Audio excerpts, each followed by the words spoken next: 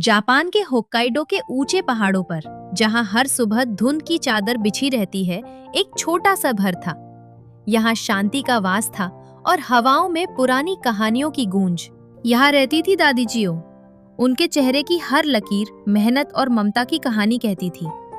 गरीबी भले ही थी, पर उनके दिल में संतोष का खजाना था। उनका पोता रेन अभी सिर्फ 8 साल का था। उसका सबसे प्यारा दोस्त था सकुरा, एक सफेद पहाड़ी बकरी। सकुरा के गले की घंटी की आवाज घर में रौनक भर देती थी। हर सुबह का आगाज सकुरा के ताजे दूध से होता था।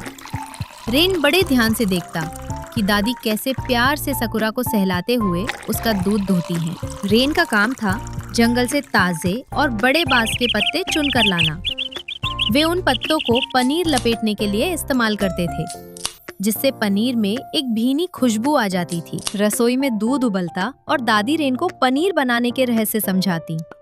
नमक और तापमान का सही तालमेल ही उस पनीर को रेशमी बनाता था। हफ्ते में एक बार वे भारी टोकरियां लेकर शहर के बाजार की ओर निकलते।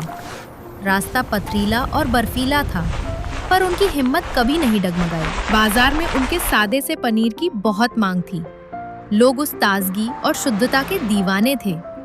पर ये छोटी सी कमाई बस 2 वक्त की रोटी के लिए ही काफी थी। फिर आया वो भयानक साल। मौसम ने ऐसा करवट बदला कि आसमान से बर्फ के गोले बरसने लगे। एक ऐसा तूफान जिसने रास्ते और उम्मीदें दोनों बंद कर दिए। ठंड ने दादी को तोड़ दिया।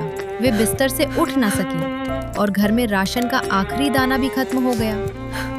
रेन की आंखों में आंसू थे, पर दिल में एक संकल्प। भूख और बेबसी ने रेन को बड़ा बना दिया। उसने देखा कि घर में न लकड़ी बची थी और न ही सकुरा के लिए चारा। उसने मौत को मात देने का फैसला किया। रेन ने अपनी आखिरी जैकेट सकुरा को उड़ा दी। सकुरा, हमें दादी को बचाना है, उसने फुसफुसाया।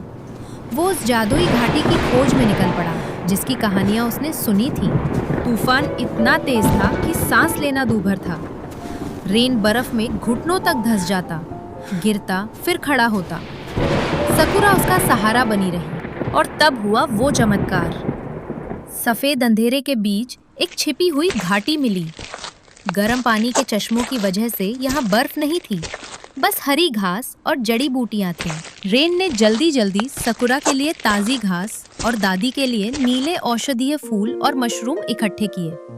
उसकी आंखों में अब जीप की चमक थी। जब वे वापस लौटे तो रेन ने जड़ी बूटियों का अर्क तैयार किया। उस अमृत ने दादी के शरीर में फिर से गर्मी भर दी। उनकी आंखें खुली और उन्होंने रेन को गले लगा लिया। अगले दिन जब सकुरा का दूध निकाला गया तो वो साधारण नहीं था। उन दुर्लभ फूलों का असर था कि दूध हल्का सुनहरा और शहद जैसा मीठा था। दादी ने उस सुनहरे दूध से पनीर बनाया। उसकी खुशबू ऐसी थी कि घर का कोना कोना महक उठा। ये पनीर उनकी गरीबी मिटाने का जरिया बनने वाला था। वसंत आते ही शहर में उनके सुनहरे पनीर की खबर फैल गई। अब वे गरीब नहीं थे। रेन और दादी के संघर्ष की जीत हुई थी। आज भी उस ऊंचे पहाड़ पर रेन और सकुरा की घंटी सुनाई देती है। ये कहानी हमें सिखाती है कि निस्वार्थ प्रेम और अटूट हिम्मत बड़े से बड़े तूफान को भी थाम सकती है।